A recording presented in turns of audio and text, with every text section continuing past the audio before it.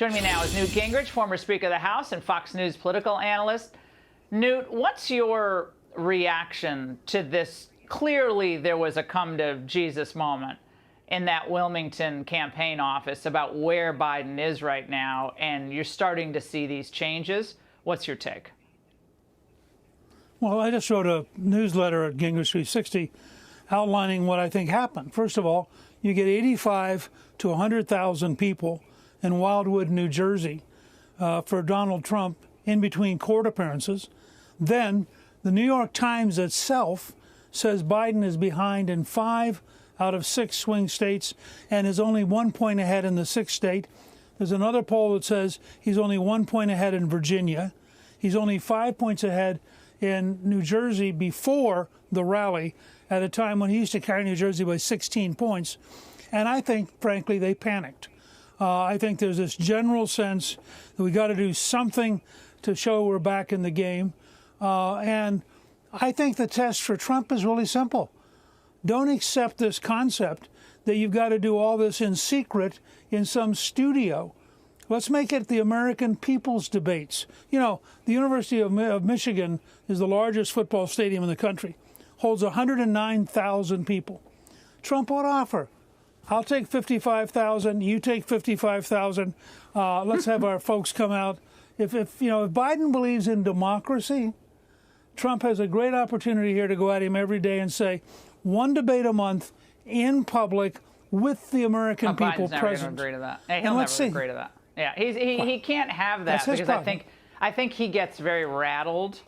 Well, he gets rattled when there are 20 people in a room, Newt, let alone 1,000 people. I mean, when's the last time Joe Biden really addressed tens of thousands of people in a live setting? I mean, maybe his convention. I think when he stood behind Obama.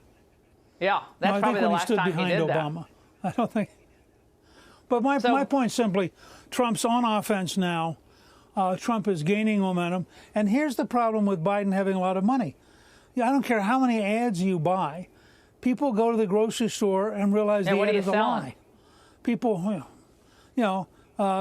they cannot convince the American people that this is working. They can't convince young people who can't afford to buy a house that this is working.